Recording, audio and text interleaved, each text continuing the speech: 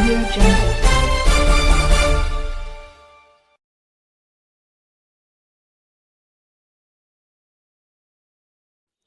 ଆନ୍ତଃଜିଲ୍ଲା laptop ଚୋରକୁ ମାଡ଼ି ବସିଲା ପୁଲିସ୍, ହଣ୍ଡା ଆକ୍ଟିଭା ସହ 2 ଲାପଟପ୍ ଜବତ।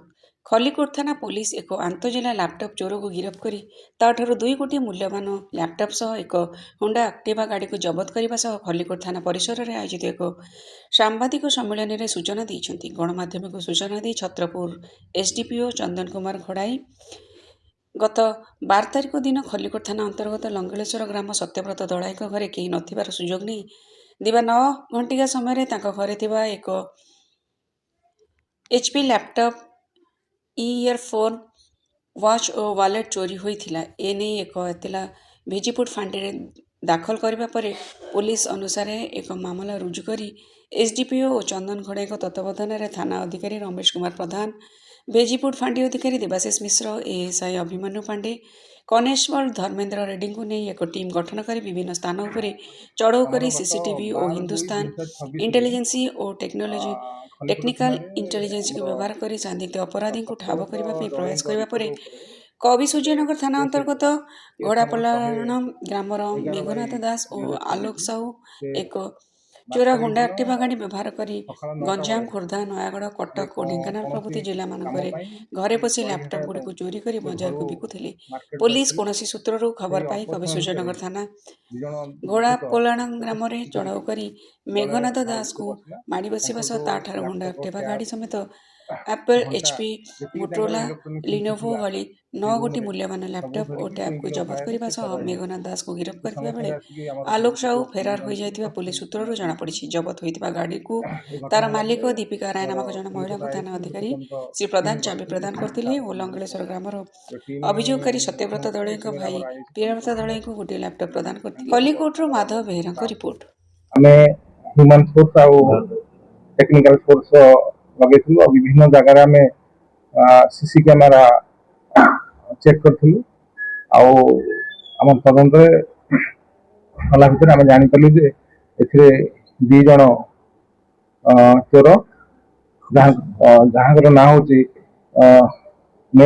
ମେଘନାଥ ଦାସ, ଯାହାଙ୍କର ଘର ହଉଛି କବିଶ୍ୱରନଗର, ଆଉ ଜଣଙ୍କର ନାଁ ହଉଛି ଆଲୋକ ସାହୁ। ସେ ଗୋଟେ ଆମର ସ୍କୁଟି ଯୋଉଟାକି ଆମର ଶିମିଳିଗୁଡ଼ା ଥାନାରୁ ଟିଭିଏସ୍ ସ୍କୁଟି ଜୁପିଟର ସ୍କୁଟି, ସେଇ ଶିମିଳିଗୁଡ଼ା ଥାନାରୁ ଚୋରି କରି ସ୍କୁଟି ସାହାଯ୍ୟରେ ସେ ଏଠି ଚୋରି କରିଥିଲେ। ଯେତେବେଳେ ଆମେ ଆଲୋକ ମେଘନାଥ ଦାସକୁ ଧଇଲା ପରେ ସିଏ ପୁଣି କହିଲା ଯେ ସିଏ ଆହୁରି ଗୋଟେ ସେ ଢେଙ୍କାନାଳ ଟାଉନ ଥାନା ଏଇ ଯୋଉ ସ୍କୁଟିଟା ଆପଣଙ୍କ ପାଖରେ ଅଛି ସେଠୁ ବି ସେ ଚୋରି କରିଥିଲେ। ସେ ବାବଦରେ ଢେଙ୍କାନାଳ ଟାଉନ ଥାନା କେସ୍ ହେଇଛି। ତାକୁ ଆମେ ମେଘନାଥ ଦାସକୁ ଧଇଲା ପରେ ଆମେ ଇଣ୍ଟରୋଗେସନ କଲା ପରେ ତାଙ୍କଠୁ ଆମେ 9ଟି ଲାପଟପ୍ ଜବତ କରିଛୁ, ଆଉ ଗୋଟେ ଟ୍ୟାବ୍ ଜବତ କରିଛୁ, ଆଉ ଗୋଟେ ସ୍କୁଟି ଜବତ କରିଛୁ, ଆଉ ସେ ତାକୁ ଆଜି ଆମେ ଫରାର ଆଉ କୋଉମାନେ ଅଛନ୍ତି? ନା ଏଇଟା ତ ଗୋଟେ ଆଲୋକ ଦାସ ବୋଲି ଆଲୋକ ସାହୁ ବୋଲି ଗୋଟେ ପିଲାଟା ଅଛି, ତାପରେ ଆମେ ନଜର ରଖିଛୁ, ତାକୁ ଅତି ଶୀଘ୍ର ଧରିବୁ। ସେଟା କେବଳ ଲାପଟପ୍ ନା ଆଉ କିଛି ଚୋରି ସାମଗ୍ରୀ ନା ଖାଲି ଯୋଉ ଚୋର ରହିଛି ସେ ଖାଲି ଏଇ ଯୋଉ ଲାପଟପ୍ ଉପରେ ଫୋକସ କରୁଛନ୍ତି? ନାଇଁ, ତାଙ୍କର ମୁଖ୍ୟ ମାନେ ଚୋରର ତାଙ୍କର ସେମାନେ କଣ କରନ୍ତି, ଗୋଟେ ଏରିଆରୁ ସେମାନେ ସ୍କୁଟି କି ମୋଟରସାଇକେଲ ଚୋରି କରିକି ଏଇ ଯୋଉ ଲାପଟପ୍ ମୋଟରସାଇକେଲ ଏମିତି ଚୋରି କରନ୍ତି।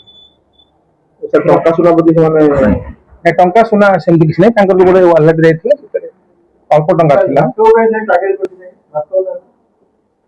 ଲାପଟପ୍ ସେମାନେ କାହିଁ ମାନେ ଲାପଟପ୍ ଯେହେତୁ ମାନେ ଏଇଟା ଗୋଟେ ଇଲେକ୍ଟ୍ରୋନିକ ଜିନିଷ, ଆଉ ନେଲେ ସହଜରେ ବିକିଲେ ମାର୍କେଟରେ ଭଲ ପଇସା ହୁଏ, ସେଥିପାଇଁ ସେମାନେ ଗୋଟେ ଟାର୍ଗେଟ କରୁଛନ୍ତି।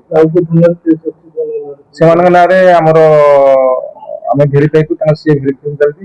ଆମେ ବର୍ତ୍ତମାନ ସୁଦ୍ଧା ଆମର ଢେଙ୍କାନାଳ ଥାନାରେ ସେମାନଙ୍କ ନାଁରେ ଗୋଟେ କେସ୍ ହେଇଛି, ଆଉ ଶିମିଳିଗୁଡ଼ାରେ କେସ୍ ହେଇଛି। ଆଉ ଆପଣଙ୍କୁ ନେଇକି ଏମାନେ ବିକି ଦିଅନ୍ତି, ପିଲାମାନଙ୍କୁ ବିକି ଦିଅନ୍ତି। ଜଣେ ନା 2 ଜଣ? ଏଠାରେ 2 ଜଣ ସମ୍ପୂର୍ଣ୍ଣ ଅଛନ୍ତି, ଆମେ ଜଣଙ୍କୁ ଅଟକ ରଖିକି ରଖୁ। ସେମାନେ ଯେହେତୁ ଲାପଟପ୍ ଉପରେ ଫୋକସ କରନ୍ତି, ସେମାନେ କେମିତି ରେକି କରନ୍ତି ଯେ ଲାପଟପ୍ କୋଉଠି ଅଛି ଆମେ ଚୋରି କରିବୁ? ତଦନ୍ତରେ କିଛି ସାର୍ ସେମିତି କିଛି? ହଁ, ସେମାନେ ଆସିକି ସେ ଘର ଆସିକି ପ୍ରଥମେ ରେକି କରନ୍ତି। ଯାହା ଘରେ ମାନେ ଦେଖିବେ ମାନେ ବୟସ୍କ ଲୋକ ଥିବେ, ଆଉ ପିଲାଟା ଚାକିରି କରିଥିବ କି ବାହାରୁ ଫେରିଥିବ, ତା ପାଖରେ ଏବେ ଜାଣୁଛନ୍ତି ଲାପଟପ୍ ଗୋଟେ ଆସେଟ୍ସ ହେଇଗଲାଣି, କମନ ଜିନିଷ ହେଇଗଲାଣି। ତେଣୁ ତାଙ୍କୁ ରେକି କରିକି ଆସିକି ଘରେ କେହି ନଥିଲା ବେଳେ ହଠାତ୍ ପଶି ସାଙ୍ଗେ ସାଙ୍ଗେ ଧରିକି ଯିବେ। ଆଉ ମୁଁ ଆପଣଙ୍କ